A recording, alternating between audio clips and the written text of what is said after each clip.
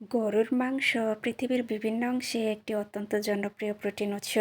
Hello viewers, আসসালামু আলাইকুম। সবাই কেমন আছেন? আশা করি সবাই ভালো আছেন।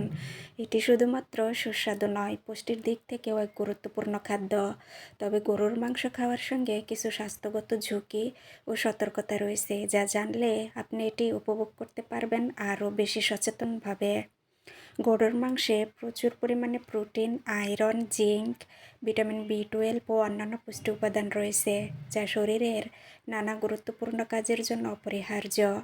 এই মাংস বিশেষ করে শরীরের কোষ গঠন, শক্তি সঞ্চয়, রক্ত সঞ্চালন ও রোগ প্রতিরোধ ক্ষমতা বাড়াতে সহায়তা করে।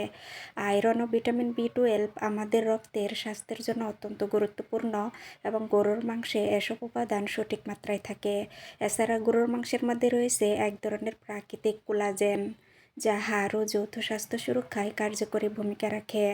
নিয়মিত গরুর মাংস খেলে হাড়ের শক্তি বৃদ্ধি পায় এবং এর মাধ্যমে অস্টিওপোরোসিস বা হাড় ক্ষয়ের ঝুঁকি কমানো যায়। গরুর মাংস খাওয়ার নিরাপদ পরিমাণ ব্যক্তির বয়স, স্বাস্থ্য ও জীবনধারার উপর নির্ভর করে। সাধারণত দিনে 120 থেকে 150 গ্রাম গরুর মাংস খাওয়া নিরাপদ। তবে যাদের হৃদরোগ বা অন্যান্য স্বাস্থ্য সমস্যা আছে, তাদের জন্য গরুর মাংসের পরিমাণ কমিয়ে দেওয়া উচিত। সপ্তাহে 3 থেকে 4 বারের বেশি গরুর মাংস খাওয়ার পরিমাণ না বাড়ানোই ভালো।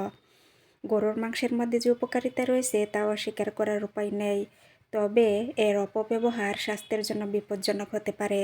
তাই নিয়মিত এবং স্বাস্থ্যসম্মত পরিমাণে গরুর মাংস খেলে উপকারিতা বেশি, ঝুঁকি কম।